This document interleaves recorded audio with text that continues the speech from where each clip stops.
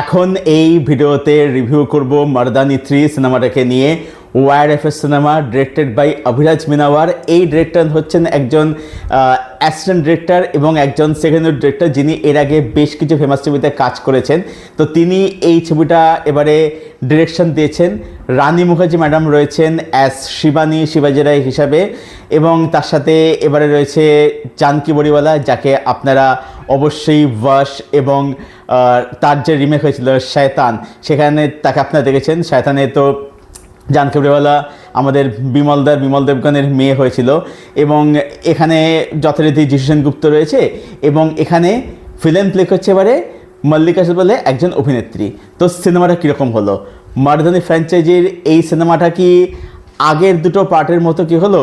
সেই স্ট্যান্ডার্ড কি ম্যাচ করতে পারলো? সেটা জানো ভিডিওতে। Let's start.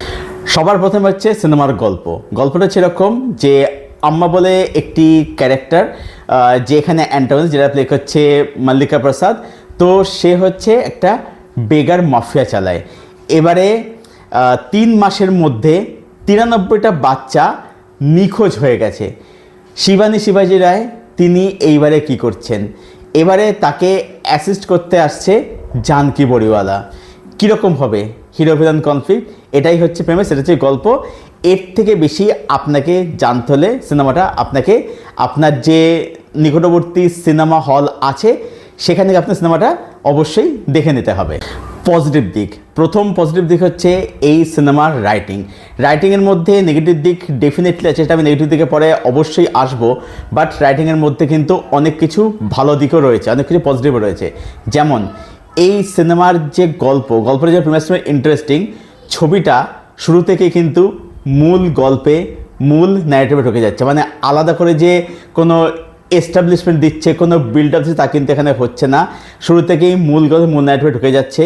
দ্বিতীয়ত হচ্ছে এই সিনেমার মধ্যে যে ইনভেস্টিগেশন যে প্রসেস, সেটা কিন্তু দেখতে আমার বেশ ইন্টারেস্টিং লাগবে। এবং ছবির মধ্যে বেশ কিছু দারুণ মোমেন্টস রয়েছে, বেশ কিছু ডায়লগ রয়েছে, তাতে বেশ কিছু মানে দারুণ কিছু মাস মানে তৈরি হয়, সেটা আপনার দেখে মজা আসবে। সিনেমাটার মধ্যে ভালো থ্রিল, সাসপেন্স, টেনশন রয়েছে, এবং হিরো ভিলেন যে কনফ্লিক্ট, সেটার শুরুটা কিন্তু অবশ্যই ভালো। সিনেমার ফার্স্ট হাফ কিন্তু বলবো যে বেশ জমদার আর কি একদম। আমি ফার্স্ট হাফ একটা কুইক রিভিউ করেছিলাম, সেটা আপনারা আই হোপ দেখেছেন, না দেখলে সেটা চেক আউট করে নেবেন। তো আমি কিন্তু ফার্স্ট হাফ কিন্তু প্রশংসা করি, সেটা আমি এখানেও করছি। ছবির ফার্স্ট হাফ কিন্তু একঘর সলিড ছিল। ইন্টারভাল ব্লকটা দুর্দান্ত, এবং সেখানে আপনার ফিল হবে যে বস এইবার তো হিরো ভিলেন কনফ্লিক্ট জমে একদম পুরো ক্ষীর হয়ে যাবে। এবং ইন্টারভেলের ঠিক আগে একটা টুইস্ট আসে, ঠিক আছে, এটা কিন্তু আপনাকে কিন্তু বেশ মজা দেবে আর কি। ছবির সেকেন্ড হাফ বলবো যে একটা পর্যাপ্তি অবশ্যই ভালো, মানে অ্যাটলিস্ট শুরু থেকে মিড পোর্শনের কিন্তু বেশ ভালো। মানে ফার্স্ট হাফের যে স্ট্যান্ডার্ড বা লেগাসি, এটা কিন্তু কোথাও কিন্তু ধরে রাখে, বজায় রাখে। সিনেমার মধ্যে যারা পারফরমেন্স দিচ্ছে তারা প্রত্যেকে কিন্তু খুব ভালো কাজ করেছে। রানী মুখার্জি ম্যাডাম অ্যাজ শিবাজি রায় ফাটিয়ে দিয়েছে।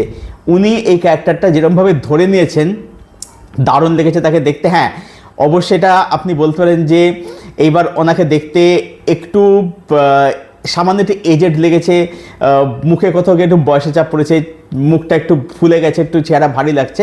হ্যাঁ, অবশ্যই ওনার অনেকটাই বয়সও হয়েছে আর কি, দীর্ঘ বহু বছরের কেরিয়ার ভদ্রমহিলার আর কি।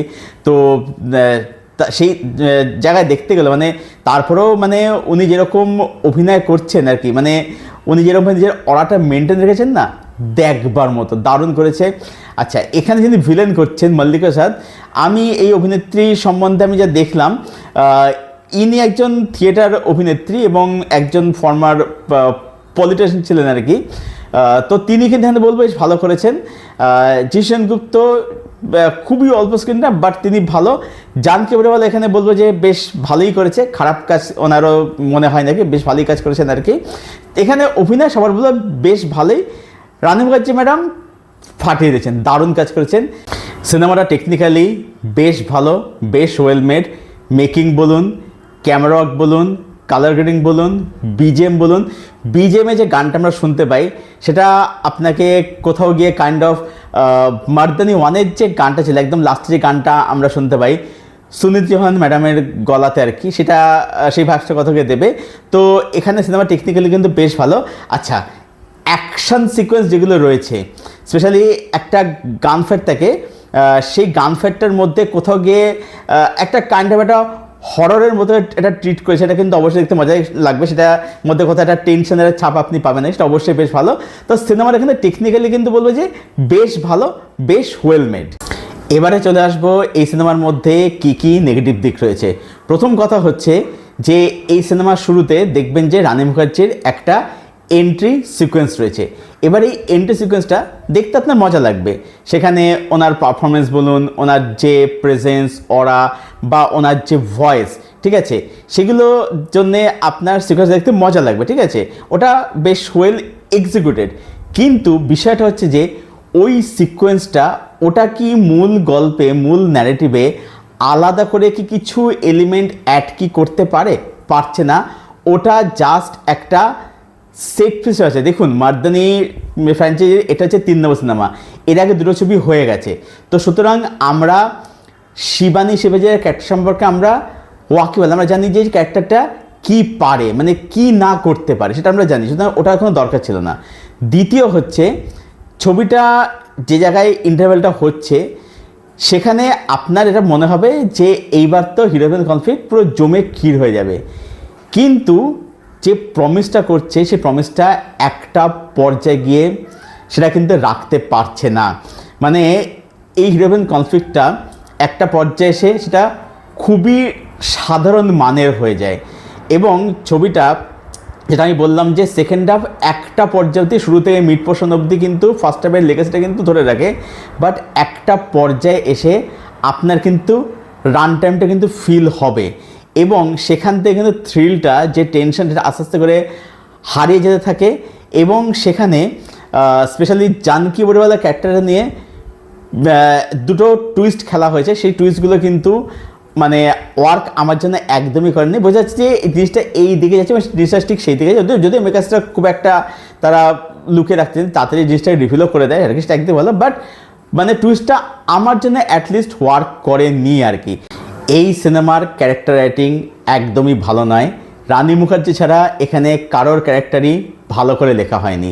এখানে যিনি ভিলেন প্লে করছেন, আম্মা যে ক্যারেক্টারটা, যেটা মল্লিকা প্রসাদ প্লে করেছেন, সেই ক্যারেক্টারটার একটা ব্যাক স্টোরি আসে, সেটা অবশ্যই কোয়াইট ইন্টারেস্টিং বলা যেতে পারে, বাট ওভারঅলে ক্যারেক্টারটা ওয়েল রিটার্ন নয়, এবং এই ক্যারেক্টারটার এনাফ স্ক্রিন টাইম একদমই নেই, যার ফলে হিরো ভিলেন যে কনফ্লিক্ট সেটা ফার্স্টে যেরকম প্রমিস করে এবং ইন্টারভাল ব্লকে যেরকমভাবে জিনিসটা আসে আর কি, তাতে আপনার ফিল হবে যে এবার তো জমে যাবে, কিন্তু সেটা হয় না, কারণ হচ্ছে ক্যারেক্টারটার স্ক্রিন টাইম একদমই কম, এবং এই ভিলেনটা না খুবই দুর্বল হয়ে গেছে আর কি, যার ফলে ওই কনফ্লিক্টটা আমরা একটা পর্যায়ে ফিল করতেই পারি না, এবং সেটা খুবই ম্যানমেরা, খুবই সাধারণ মানে হয়ে যায়। মানে আপনি জাস্ট ভাবুন যে মার্দানি 1-এ তাহির রাজ ফাসিন কি পারফরমেন্স দিয়েছিল, মার্দানি 2-তে বিশাল জেঠুয়া সেটাকে আরও নেক্সট লেভেলে নিয়ে গেছিলো।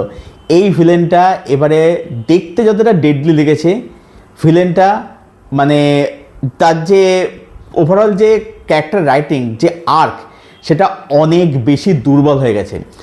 একটা পর্যায়ে এসে আপনার এটা ফিল হবে যে কোথাও গিয়ে মার্দানি 1 এবং মার্দানি 2-এর যে এক্সিকিউশন ছিল সেটা কোথাও আপনার না একটু হলেও রিপিটেটিভ ফিল হবে, ঠিক আছে, মানে প্যাটার্নটা মানে একই রকম লাগবে, যে মানে স্ক্রিন প্যাটার্নটা কোথাও না একই রকম, যে এটা আপনার কোথাও ফিল হবে।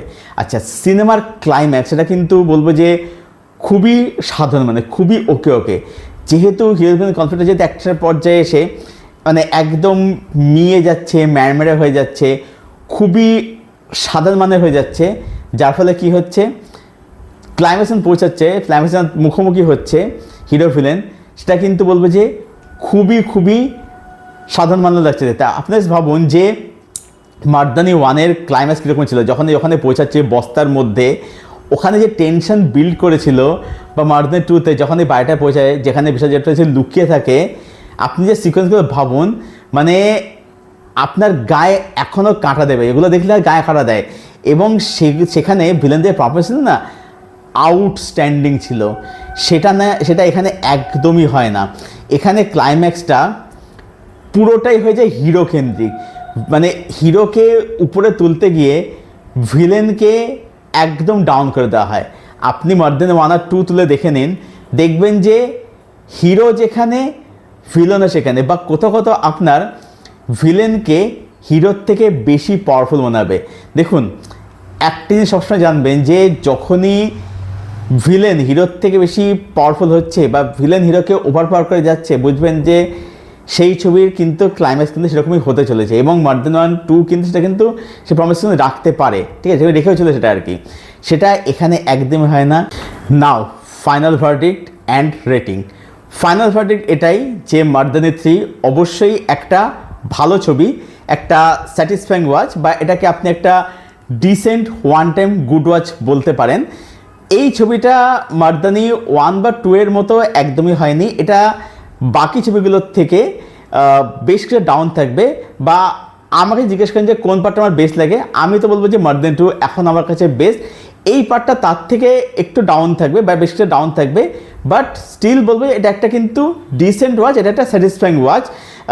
মানে এটা আপনার ফিল হবে না যে এই পার্টটা বানানোর আদৌ কোনো দরকার ছিল কিনা বা কী দরকারে বানালো, হ্যাঁ, এটা আপনার ফিল হবে না, ঠিক আছে। মানে আপনার এটা মনে হবে না যে আপনার টাকাটা পুরো জলে গেল, এটা মানে ফিল হবে না। মানে আপনি একটা স্যাটিসফাই ওয়াচ নিয়ে আপনি হল থেকে বেরোবেন আর কি। বাট এটাই বলবো আপনাদেরকে যে আপনারা যদি মর্দানি 1 বা 2 এর মতো যদি এক্সপেকটেশন রেখে যদি হলে যান, সেটা করবেন না। সেই এক্সপ্রেশন লেভেলটাকে একটু ডাউন রেখে একটু নিচের দিকে করে হলে যান, তাহলে ছবিটা আপনাকে কিন্তু স্যাটিসফাই কিন্তু করবে। রেটিং আমি এটাকে দিচ্ছি 7.2 আউট অফ 10। এটাই ছিল আমার রিভিউ মর্দানি 3 এই ছবিটাকে কেন্দ্র করে, যেটা একটা ওভারঅলে বলবো যে ভালো ছবি, একটা স্যাটিসফাইং ওয়াচ। তো যারা দেখেননি, দেখবে বলে মনে করছেন, হ্যাঁ অবশ্যই দেখে আসুন, আপনার টাকা অ্যাটলিস্ট জলে যাবে না। যেটা আবারও বলছি যে আপনার যে এক্সপেকটেশন লেভেল সেটাকে আপনি একটু ডাউন রাখুন, তাহলেই হবে। তো দেখে এসে জানাবেন ছবিটা আপনাদের কীরকম লেগেছে। আর যারা ছবিটা অলরেডি দেখে নিয়েছেন, যদি দেখা হয়ে থাকে, আপনাদের কি মতামত সেটা অবশ্যই জানাবেন কমেন্ট করে। আপনাদের প্রত্যেকটা কমেন্টের উত্তর আমি ডেফিনেটলি দেবো। আর এই ভিডিওটা ভালো লাগলে ভিডিওটাকে অবশ্যই লাইক করবেন, শেয়ার করবেন, চ্যানেলটাকে অবশ্যই সাবস্ক্রাইব করবেন। তো চলুন ভিডিও এখানেই শেষ করছি, দেখা হচ্ছে আপনাদের সঙ্গে পরের কোনো ভিডিওতে। Till then stay best, stay healthy and keep watching good content.